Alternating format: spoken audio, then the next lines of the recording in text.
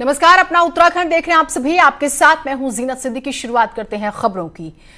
देहरादून से बड़ी खबर आ रही है। दिव्य योग फार्मेसी ने कोरोनिल दवा को लेकर उठे आरोपों पर आयुष विभाग को अपना जवाब सौंप दिया है।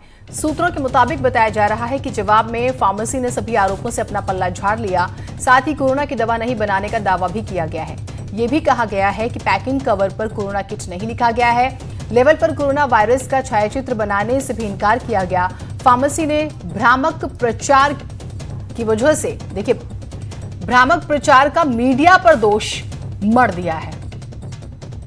तो दिव्य फार्मेसी से जुड़ी बड़ी खबर पिछले 4 से 5 दिनों से आप देखेंगे तो काफी चर्चा बनी हुई है। ये कहा गया कि आपने हेल्थ मिनिस्ट्री से इजाजत का जब हम जिक्र करते हैं तो नहीं ली गई थी, किसी तरह के नॉर्म्स पूरे नहीं किए गए। अब जवाब दिया गया है, उसमें क्या कहा गया है, सभी आरोपों से पल्ला झाड़ लिया है। सुनील नवप्रभात हमारे साथ, हमारे सहयोगी जुड़े हुए। सुनील, इस पूरी कंट्रोवर्सी को बताइएगा और अब जो पल्ला झाड़ा जा रहा है इसे किस तरह से देखा जाए।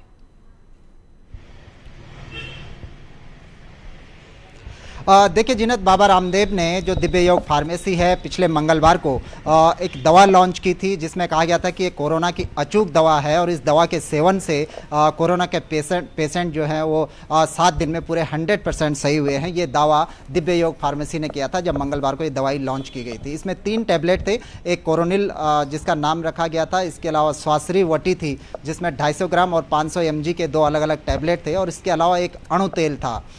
तो जब ये दवाई लॉन्च की गई थी, इसकी पूरी पैकिंग को कोरोना किट का नाम दिया गया था और इसका शाम होते होते केंद्रीय आयुष मंत्रालय ने इसका संज्ञान लिया था और केंद्रीय आयुष मंत्रालय ने राज्य सरकार से भी पूछा कि आखिर दिव्य योग फार्मेसी किस आधार पर ये दावा कर रही है कि उसने कोरोना की दवाई ईजाद कर ली है। इसके बाद स्टेट जो आयुष डिपार्टमेंट है उसने भी दिव्य योग फार्मेसी को नोटिस सर्व किया। स्टेट ड्रग कंट्रोलर ने 3 बिंदुओं पर पूछा कि आपने किस आधार पर, जब आपको लाइसेंस जारी नहीं किया गया था तो कोरोना किट किस आधार पर आपने ये नाम रख दिया, आप किस आधार पर कोरोना की दवाई ईजाद कर लेने का दावा कर रहे हैं। स्टेट ड्रग कंट्रोलर का कहना था कि उन्होंने दिव्य योग फार्मेसी को जो लाइसेंस जारी किया था वो सिर्फ इम्यूनिटी बूस्टर दवाओं के लिए वो लाइसेंस जारी किया गया। तो आखिर दिव्य योग फार्मेसी किस आधार पर यह दावा कर रही है? इस नोटिस का दिव्य योग फार्मेसी ने जवाब दे दिया है और जवाब के अनुसार जो सूत्रों से हमें जानकारी मिली है, दिव्य योग फार्मेसी ने वो सारे आरोप निराधार बताए हैं। दिव्य योग फार्मेसी का कहना है कि उसने कोरोना की दवाई बनाने का कोई भी दावा नहीं किया। यहाँ तक कि उन्होंने ये बात भी नकार दी कि जिस पैकेट में, जिस डिब्बे में कोरोना की ये तीनों टैबलेट पैकिंग हो रही है उसको उन्होंने कोरोना किट नाम नहीं दिया है। ये दिव्य योग फार्मेसी का कहना है। एक और सवाल इसमें था कि जो कोरोनिल जो टैबलेट है उस टैबलेट के बाहर जो लेबल होता है उस लेबल पर कोरोना वायरस का छायाचित्र बनाया हुआ था, लेकिन दिव्य योग फार्मेसी ने इसे भी सिरे से नकार दिया है कि उन्होंने ऐसा कोई लेबल नहीं बनाया है, ऐसा कोई टैबलेट नहीं बनाया है जिस पे कोरोना वायरस का छायाचित्र होगा। तो ये एक आज की बड़ी खबर है कि दिव्य योग फार्मेसी ने वो तमाम आरोपों का खंडन किया है। और लेकिन सुनील, क्या ये इतना आसान होगा? आप देखिए, हम जिस दौर में रह रहे हैं सोशल मीडिया के, हमने वो प्रेस कॉन्फ्रेंस भी देखी, उस दिन ट्विटर पे भी ये ट्रेंड करता है और ये कहा गया कि अगर ऐसा हो जाता है, ये दवाई कोरोना को खत्म करने में कारगर साबित होती है तो योग की दुनिया में, खास तौर से जब हम आयुर्वेद की दुनिया में, बहुत बड़ा स्टेप होगा। जो जल्दबाजी की गई दरअसल वो ही अब नुकसान पहुंचा रही है, या फिर थोड़ा वक्त लेते, सबको साथ लेके चलते, कुछ इस तरह की कोशिश हो सकती थी?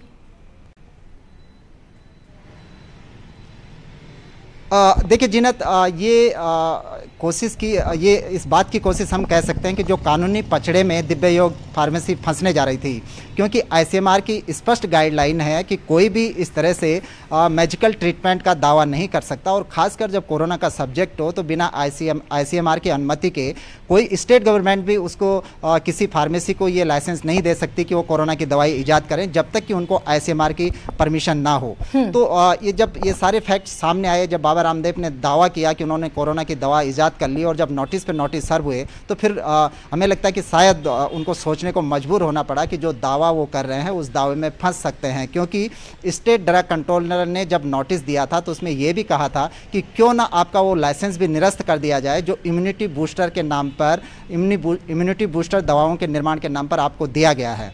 तो अब जो जवाब आया है, सूत्र बताते हैं कि उन बाबा रामदेव ने वो सारे आरोप निराधार बताए हैं कि उन्होंने कोई ऐसा दावा नहीं किया कि उन्होंने कोरोना की दवाई ईजाद कर ली। उन्होंने इसे कोरोना किट नाम नहीं दिया है और साथ ही साथ जो टैबलेट है उस पर कोरोना वायरस का भी कोई छाया चित्र नहीं है। हमारे पास जो जानकारी है कि जो हरिद्वार के आयुष विभाग के जो ड्रग इंस्पेक्टर हैं उनको दिव्य योग फार्मेसी में भेज दिया गया है और उनसे कहा गया है कि वो वहाँ पर सैंपल लें तीनों दवाइयों की और बाबा रामदेव के इस दावे की भी हकीकत जानें कि जो अब वो पूरे सिरे से जिन आरोपों को खारिज कर रहे हैं उनमें कितनी सत्यता है। ठीक, बहुत शुक्रिया। अपडेट्स हम आपसे लेते रहेंगे, लेकिन फिलहाल ये कंट्रोवर्सी बढ़ती हुई ही नजर आ रही है। ये आप जो है मान के चलिए, बद्रीनाथ, केदारनाथ और गंगोत्री यमुनोत्री समेत पहाड़ के प्रमुख मंदिरों का नियंत्रण सरकारी हाथ में देने वाले चारधाम देवस्थानम एक्ट पर अब उत्तराखंड सरकार की हम बात करेंगे। आज हाईकोर्ट में फाइनल सुनवाई शुरू हो चुकी है। नैनीताल हाईकोर्ट में चीफ जस्टिस रमेश रंगनाथन और जस्टिस आरसी कुल्बे की बेंच मामले की ऑनलाइन सुनवाई कर रही है। नैनीताल हाईकोर्ट में सरकार ने अपने जवाब में कहा है कि उनका एक्ट एकदम सही है और किसी के अधिकारों को खत्म नहीं करता है। इस एक्ट को बीजेपी नेता सुब्रमण्यम स्वामी ने असंवैधानिक बताते हुए हाईकोर्ट में चुनौती दी थी। इस मामले में तीर्थ पुरोहितों ने भी हाईकोर्ट में याचिका दी, जिसमें सीएम, मंत्री और अधिकारियों को देवस्थानम बोर्ड में रखने को चुनौती दी गई। त्रिवेंद्र रावत कैबिनेट ने 27 नवंबर 2019 को चारधाम देवस्थानम एक्ट को मंजूरी दी थी और राज्यपाल की इजाजत मिलने के बाद यह कानून भी बन गया था। तो देवस्थानम एक्ट की हाईकोर्ट में सुनवाई को लेकर पूर्व सीएम हरीश रावत का बयान भी सामने आ गया। उनका कहना है कि इस तरह के बोर्ड की कोई जरूरत नहीं है और सरकार ने अपने नियंत्रण के लिए ऐसा किया है। हरीश रावत ने आरोप लगाया कि कांग्रेस के सत्ता में आने के बाद ये पहला निर्णय होगा। सरकार पर उन्होंने आरोप लगाया। उसके बाद एक और वो बयान देते हैं कि अगर कांग्रेस सत्ता में आती है तो सबसे पहले इस एक्ट को खत्म करेगी। बोर्ड की कोई जरूरत नहीं है। बहुत अच्छी तरीके से व्यवस्थाएं चल रही थी अपने कंट्रोल को बनाने के लिए, ताकि सारे तीर्थ पुरोहित हकूकधारी सब उनके उसमें आ सकें। कांग्रेस सत्ता में आएगी तो देवस्थानम बोर्ड के जो इनका निर्णय है, हम पहला निर्णय होगा शायद, जिसको हम बदलने पर विचार करेंगे। उत्तरकाशी चारधाम देवस्थानम प्रबंधन बोर्ड को लेकर नैनीताल हाईकोर्ट में सुनवाई होनी है, जिसको लेकर गंगोत्री मंदिर समिति के पंडा पुरोहितों ने मां गंगा और माननीय हाईकोर्ट पर पूर्ण विश्वास जताते हुए फैसला अपने हक में आने की उम्मीद जाहिर की है। देवस्थानम बोर्ड सुनवाई हालांकि ऑनलाइन शुरू भी हो चुकी है और बोर्ड को रद्द करने की मांग को लेकर तीर्थ पुरोहित गंगोत्री और मुकबा में क्रमिक अनशन पर भी है।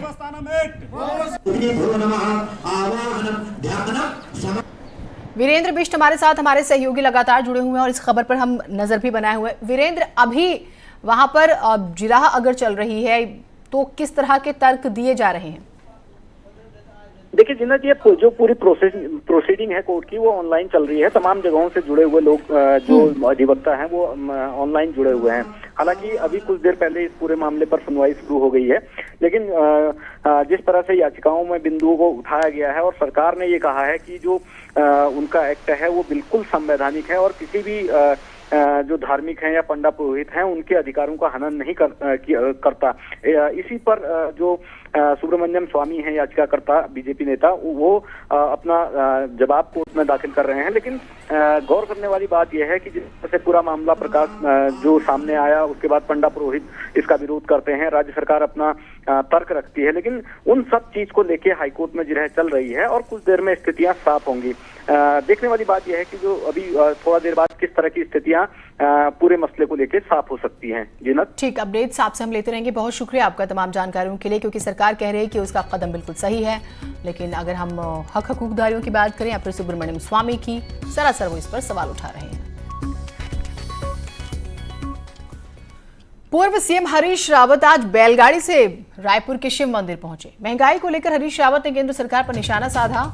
अपने 14 दिन के क्वारंटीन के बाद शिव मंदिर पहुंचे थे, जहां उन्होंने कोरोना की समाप्ति के लिए प्रार्थना की है। तो हरीश रावत हमेशा उनका अनोखा अंदाज रहता है। इलेक्शन के टाइम पे आपने उन्हें चाय बनाते हुए भी देखा होगा और अब देखिए यहाँ पर वो बैलगाड़ी से पहुंचे, क्योंकि पेट्रोल डीजल के बढ़ते दामों को लेकर कांग्रेस काफी आक्रामक है। तो प्रदेश ही नहीं, देश में हम देख रहे हैं कि पेट्रोल और डीजल के बढ़ते दामों को लेकर लगातार सवाल पूछे जा रहे हैं केंद्र और राज्य सरकारों से। तो हरीश रावत बैलगाड़ी से पहुंचे हैं और ये दिखा रहे हैं कि देखिए सरकार कैसे मनमर्जी कर रही है। उसके बाद वो भगवान शिव के दर्शन भी करते हैं।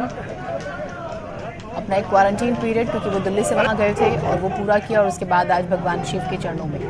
लेकिन यहाँ पर भी एक राजनीति वो करते हुए नजर आ रहे हैं।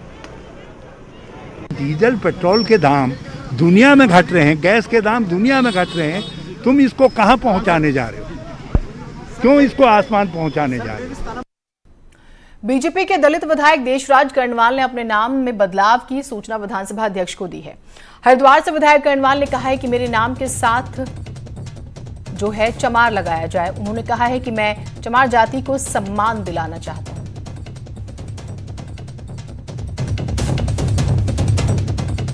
ही हो चुकी है, लेकिन अब तो मैंने नाम के आगे ही चमार साहब लिख दिया है। अब किसी शिकायत की गुंजाइश नहीं है, और जिसे शिकायत करनी है वो अब भी करेगा। वो अब भी ये कह सकता है कि शायद डर की वजह से चमार लगाया हो, तो जिसे जो कहना है वो कहेगा, लेकिन मैं गर्व से कहता हूं मैं चमार हूं। पिथौरागढ़ से बड़ी खबर आ रही है। यहाँ भारी बारिश की वजह से भूस्खलन से 3 घर तबाह हो गए हैं, क्षतिग्रस्त हो गए हैं। मलबे में दबने से 3 लोग जख्मी भी हुए हैं। पूरा अगर मामले की बात करें, मुंसियारी के दाखिम गांव का है। यहाँ पर भूस्खलन की वजह से मकान प्रभावित हुए और 3 लोग भी जख्मी हुए हैं। तस्वीरें भी आप देख पा रहे हैं।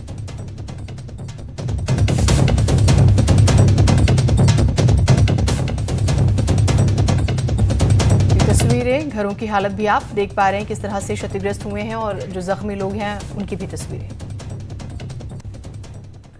उधर हल्द्वानी में 3 गर्भवती महिलाओं में कोरोना की पुष्टि हो चुकी है, लेकिन इनमें से इंदिरा नगर की रहने वाली महिला के संपर्क में आए 7 अन्य लोग भी कोरोना पॉजिटिव आ चुके हैं, जिसके बाद इलाके में हड़कंप है।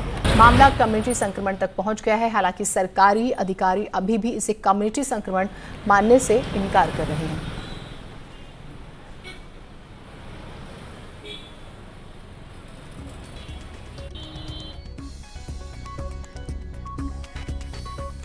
हल्द्वानी में कांग्रेस कार्यकर्ताओं और पार्षदों ने नगर निगम के खिलाफ अनिश्चितकालीन धरना शुरू कर दिया है। कांग्रेस कार्यकर्ताओं का आरोप है कि निगम में सैनिटाइजेशन और संपत्तियों के मालिकाना हक बदलने में भ्रष्टाचार हुआ है और इसकी जांच होनी चाहिए। कार्यकर्ताओं ने निगम क्षेत्र में विकास कार्य ठप होने का आरोप भी लगाया है। उनको चाल सौंपी गई है, हम सौदेबाजी हो रही है, किस अखबार में आ रही हमें पता नहीं। इतना बड़ा घोटाला हो गया सैनिटाइजर से। लॉकडाउन की वजह से लगातार प्रवासियों के आने का सिलसिला जारी है और अब उनके सामने रोजगार एक अहम समस्या है। लेकिन सरकार द्वारा एक पोर्टल में रजिस्ट्रेशन कराने के लिए कहा गया है और फिर योग्यता के अनुसार लोगों को रोजगार से जोड़ा जाएगा। टिहरी जिले में अभी तक 35,000 से ज्यादा प्रवासी आ चुके हैं, जिसमें से 1,146 लोगों ने रोजगार के लिए पोर्टल में रजिस्ट्रेशन कराया है। डीएम का कहना है कि गाइडलाइन के अनुसार विभिन्न योजनाओं के माध्यम से ऐसे लोगों की मदद की जा रही है और स्वरोजगार से भी जोड़ा जा रहा है। हम लोग इस पोर्टल के जरिए ये भी कोशिश कर रहे हैं कि स्वरोजगार से भी हम लोग इन लोगों को जोड़ पाएं।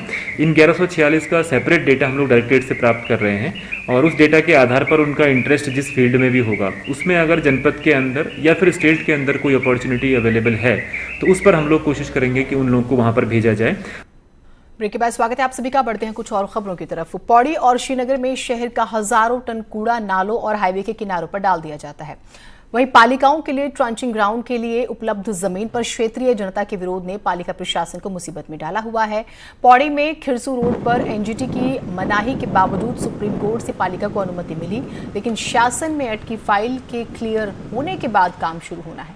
दूसरी तरफ श्रीनगर में गिरगांव के पास ट्रंचिंग ग्राउंड निर्माण जबरन रोकने की वजह से ग्रामीणों पर मुकदमे तक दर्ज हो चुके हैं। फॉरेस्ट की जो जमीन थी खिरसू रोड पर, उसे लिया है, उसका तमाम उसमें औपचारिकताएं पूरी हो चुकी है।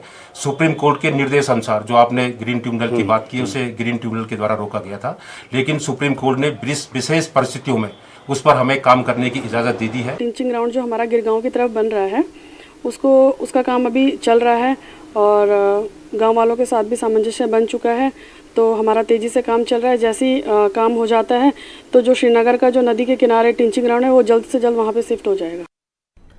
नंदा देवी राजजात यात्रा के विभिन्न पड़ावों के म्यूनल ने उत्तराखंड विधानसभा की खूबसूरती में चार चांद लगा दिए हैं। उत्तराखंड विधानसभा भवन के परिसर की दीवार पर संस्कृत विभाग द्वारा नंदा देवी राजजात यात्रा के विभिन्न पड़ावों के खूबसूरत म्यूरल बनाए गए हैं। विधानसभा अध्यक्ष प्रेमचंद अग्रवाल ने समारोह पूर्वक इन म्यूरल का लोकार्पण किया। इस मौके पर विधानसभा के पूर्व अध्यक्ष एवं विधायक हरबंस कपूर समेत कई विधायक मौजूद थे और विधानसभा अध्यक्ष ने कहा है कि पहाड़ की विधानसभा में पहाड़ की संस्कृति की झलक मिलनी चाहिए थी।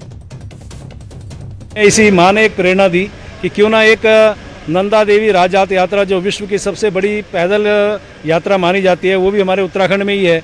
जैसे मैंने कहा कि उत्तराखंड अनेकों दृष्टि से अलग है, उस नाते इसका भित्ति चित्र यहाँ बनाने का मैंने संकल्प लिया जो आज यहाँ पूरा हो रहा है। अल्मोड़ा के नंदा देवी मंदिर में गीता भवन का पुनर्निर्माण कार्य शुरू हो चुका है। परिसर में डिप्टी स्पीकर रघुनाथ सिंह चौहान और सांसद अजय टम्टा ने पुनर्निर्माण कार्यों का शिलान्यास किया, जिसके तहत नंदा देवी परिसर में आधुनिक भवन बनेगा। मंदिर में नंदा देवी महोत्सव, रामलीला सहित कई शुभ कार्य किए जाते हैं, जिसके लिए लंबे समय से भवन की मांग चल रही थी।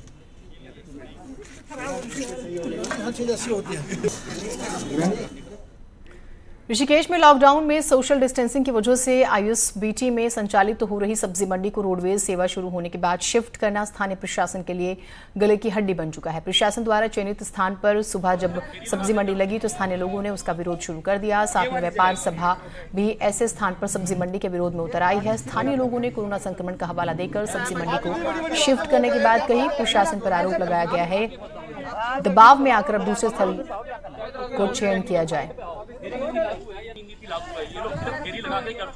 दूसरा ये है कि एक ये जो है गढ़वाल को फीड करने वाली होलसेल मंडी, होलसेल दुकानें सभी यहाँ पर इसी रोड पर हैं और ये नो एंट्री जोन के बाहर भी ये रोड है। पहाड़ में आने जाने वाले ट्रक गाड़ियाँ इसी रोड से गुजर, हैवी ट्रैफिक रहता है और जो सब्जी खरीदने आते हैं 500 स्कूटर आ जाते हैं, यहाँ ट्रैफिक जाम हो जाता है। आज तो कोई है ही नहीं जी। जो रिहेबिलिटेशन हमें करना था मंडी के लिए, उसके लिए हमने 2 स्पॉट्स आइडेंटिफाई करे थे। ये एक स्पॉट है और दूसरा स्पॉट जो है वो आशुतोष नगर तिराहे पे है। तो जो लोग हैं पर्याप्त जगह है, कुछ लोग यहाँ बैठ जाएंगे, कुछ लोग वहाँ बैठ जाएंगे। उत्तरकाशी के भटवाड़ी ब्लॉक के ग्रामीणों ने विस्थापन की स्वीकृति को लेकर मुख्यमंत्री त्रिवेंद्र सिंह रावत का आभार व्यक्त किया है। साल 2010 की विनाशकारी आपदा में गंगा घाटी का भटवाड़ी गांव और बाजार को भारी क्षति इससे हुई थी और कई परिवार बेघर हुए थे, जिसकी फाइल शासन में कई सालों से चल रही थी। अब भटवाड़ी के 49 परिवारों के विस्थापन की स्वीकृति मिल गई है। सरकार ने 4,50,000 नगद धनराशि और अलग से जमीन की व्यवस्था की है। 217 लोग जो है आज हमने उसके जो है पुनर्वास के लिए जो है पूरा जो है 4 लाख रुपए जो है उनके जो है पुनर्वास मकान बनाने के लिए दे दिया है। जो दे दिया मतलब स्वीकृत हो गया है। आने वाले समय में उनको जो है 15,000 रुपए जो है उनकी छानियों के लिए दिया है। 10,000 रुपये उनको जो सामान ले जाने शिफ्टिंग वगैरह उसके लिए दिया है। मैंने उस समय भी जो 10 में जो है वहाँ की उनकी बिजली दी है। कोटद्वार की खोह नदी में चल रहे चैनलाइजेशन के काम को लेकर मिल रही शिकायतों के बीच प्रशासन और संबंधित विभागों ने नदी का निरीक्षण किया। इस दौरान राजस्व, सिंचाई और वन विभाग समेत खनन विभाग के अधिकारी भी मौके पर मौजूद रहे। इस दौरान पानी की निकासी के साथ ही आसपास के इलाकों में बाढ़ के हालात पैदा न हो, इस पर भी जल्द सुरक्षा व्यवस्था करने पर जोर दिया गया। साथ ही कुछ 2 या 3 स्पॉट ऐसे मिले जहाँ पे अभी बारिश अगर थोड़ा बढ़ती है तो खुदान होने के कारण जल जमाव की स्थिति हो जाएगी और जल निकासी के लिए जगह नहीं मिल सकती है, तो जिस कारण पानी इधर उधर जा सकता है। उसको भी एहतियात के तौर पर उन जगहों को चिन्हित कर दिया गया और बाकायदा इनको अपनी अपनी रीच में ऐसे जगहों को जो चिन्हित किया गया ज्वाइंट टीम के द्वारा, वहाँ पर उनको बताया जा रहा है कि इसकी निकासी करें ताकि नदी को अपने निकलने के लिए पर्याप्त स्थान मिल सके। समय के साथ पहाड़ की कई लोक परंपराएं गायब होती चली गईं। इन्हीं में से एक है मानसून से जुड़ी हड़की बॉल की परंपरा, लेकिन कुछ लोग आज भी इस परंपरा को जिंदा रखे हुए हैं। देखिए। खोले दे माता, खोले भवानी, धार में केवड़ा।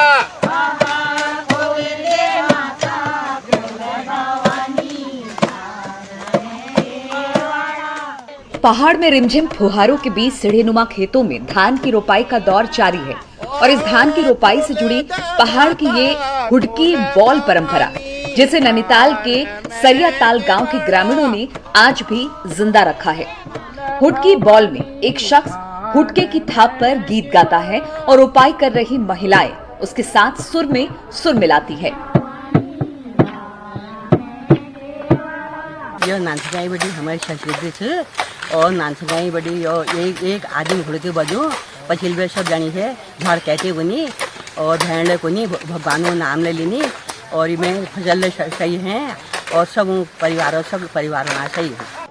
हुड़के की थाप के साथ पहाड़ी बोली में गाए जा रहे लोकगीत उत्तराखंडी संस्कृति का अहम हिस्सा है। इन गीतों के सुर मुश्किल रुपाई को बेहद आसान बना देते हैं।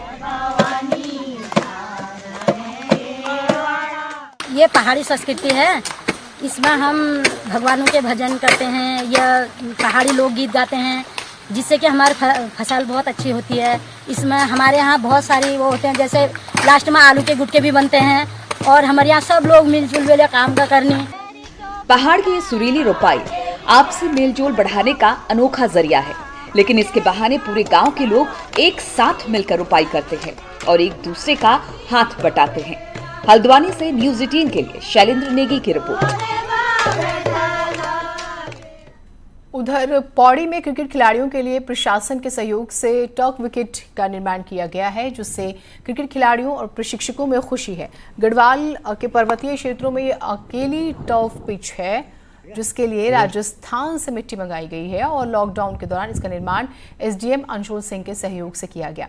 इसकी वजह से अब जहां खिलाड़ियों को मैट या फिर सामान्य मिट्टी से बनी पिचों पर नहीं खेलना पड़ेगा, वहीं प्रशिक्षकों का कहना है कि विभिन्न प्रतियोगिताओं के लिए इससे खिलाड़ियों के चयन में फायदा होगा। इस पीछे ये फायदा होगा कि मतलब जैसे ये बाहर जाएंगे, कहीं ट्रायल्स में जाएंगे, स्टेट ट्रायल्स में जाएंगे, नेशनल ट्रायल्स में जाएंगे, जहाँ भी जाएंगे तो उनको ये पिच उनको खेलने के लिए मिलेगी और जिससे ये बच्चे नेशनल, स्टेट, नॉर्थ जोन वगैरह कहीं भी जा सकते। 5 साल से खेल रहा हूँ और पहले जब हम खेलने आते थे तो हमें इतनी सुविधा नहीं थी। जब से टर्फ बनी है हमें अच्छा उत्साह फील हुआ है। अभी आप देखेंगे कि जितना भी हमने महसूस करा है कि यहाँ बहुत ही अच्छा टैलेंट है, उनको मौका नहीं मिल रहा है। तो इसका सबसे बड़ा फ़ायदा रहेगा कि इन लोग को मौका मिलेगा अपने हुनर को निखारने का और आगे बढ़ने में। मुझे उम्मीद है कि यहाँ से हम 4 या 5 ऐसे प्लेयर निकाल सकते हैं जो उत्तराखंड के लिए खेलें और बाद में से उनमें से 1-2 IPL भी खेल सकते हैं। लिपुलेख तक सड़क काटने के बाद बीआरओ ने मिलम को रोड से जोड़ने का काम तेज कर दिया है। ये दोनों इलाके चीन बॉर्डर को जोड़ते हैं। मुनस्यारी से मिलम के लिए सड़क काटने का काम यूं तो 2008 में ही शुरू हो गया था, लेकिन अब जाकर बीआरओ ने यहां रफ्तार पकड़ी है। Special report.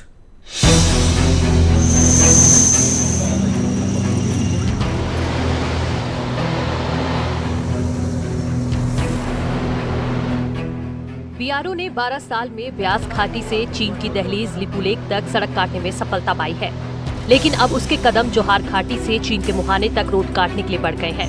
हेलीकॉप्टर की मदद से नासपा में भारी भरकम मशीनों को पहुंचाया जा रहा है। असल में सामरिक नजरिए से अहम इस सड़क को काटने का काम 2008 में ही शुरू हो गया था, लेकिन 12 सालों के सफर में ये सिर्फ 28 किलोमीटर ही कट पाई है, जबकि मुनस्यारी से मिलम की दूरी 58 किलोमीटर है। मिलम से मुनस्यारी का जो कार्य है वो अभी वर्तमान में गतिमान चल रहा है। बर्फबारी के बाद में जो इस वर्ष जो कार्य प्रारंभ किया जाएगा उसमें हम लोग का जो है बुगडियार से मिलम तक का कार्यवाही कटिंग कार्य पूर्ण हो चुका है और मिलम से लीलम तक का जो कार्य है वो कटिंग पूर्ण हो चुका है। बीआरओ ने अब तक मुनस्यारी से लीलम तक 12 और मिलम से रेलकोट तक 16 किलोमीटर की रोड काटी है, जबकि बीच में 30 किलोमीटर की कटिंग होनी बाकी है। असल में बीआरओ की असली चुनौती भी इसी 30 किलोमीटर को काटने की है। उच्च हिमालय इलाके का यह हिस्सा काफी हार्ड है, जिसे काटने के लिए अब बीआरओ ने पूरी तैयारी कर ली है। 30 किलोमीटर की कटिंग होने से सेना और आईटीबीपी की मिलम तक राह तो आसान होगी ही, साथ ही जोहार घाटी के 9 गाँव को भी राहत मिलेगी। उसमें हार्ड रॉक आने की वजह से और कुछ बर्फबारी की वजह से भी कार्य धीमा वहाँ पे चल रहा है। कार्य की प्रगति को पुश करने के लिए संबंधित जो संस्था है बीआरओ, उनको अनुरोध किया जाएगा ताकि इस सड़क का कार्य जो है 1 साल या उससे कम समय पूर्ण करने का हम लोग लक्ष्य रख रहे हैं। चीन बॉर्डर के करीब मिलम भारत का अंतिम गांव है, लेकिन यहाँ सुरक्षा बल सिर्फ जाड़ों में रहते हैं। गर्मियों के सीजन में सीमा के ये प्रहरी मिलम से 9 किलोमीटर दूर दुंग चौकी में तैनाती देते हैं। दुंग से चीन बॉर्डर 39 किलोमीटर की दूरी पर है, लेकिन यहाँ साल भर बर्फ रहने के कारण ये इलाका इंसानी दखल से कोसों दूर है।